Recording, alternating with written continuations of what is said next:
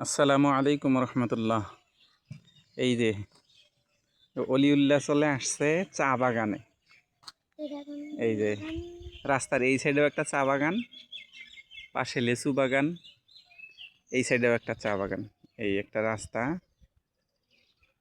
এই রাস্তার দুই সাইডেই চা বাগান। আর একটা মজার বিষয়, চা বাগানের শেষ প্রান্তে আমি যাব না, অনেক রোদ, জুম করে দেখানোর চেষ্টা করি। এটা কিসের বাগান বলেন? এটা হলো ড্রাগন বাগান। অনেক বড় একটা ড্রাগন বাগান, অনেক বড় এই ড্রাগন বাগান। তারপরে হলো চা বাগান। এই যে চা বাগান। আমি জায়গাটার নাম বলবো না।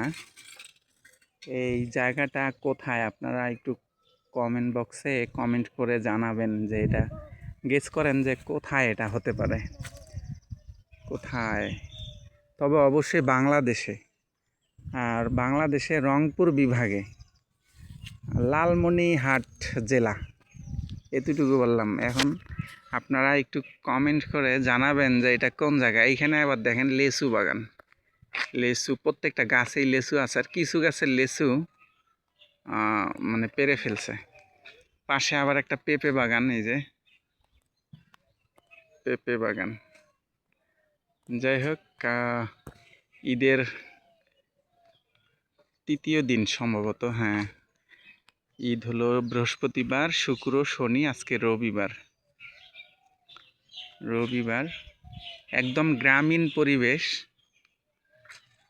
এইখান থেকে বর্ডার সম্ভবত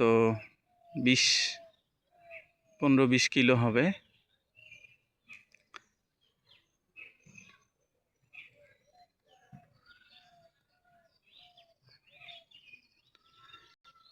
চা পাতা একবার উঠানো হয়েছে, আবার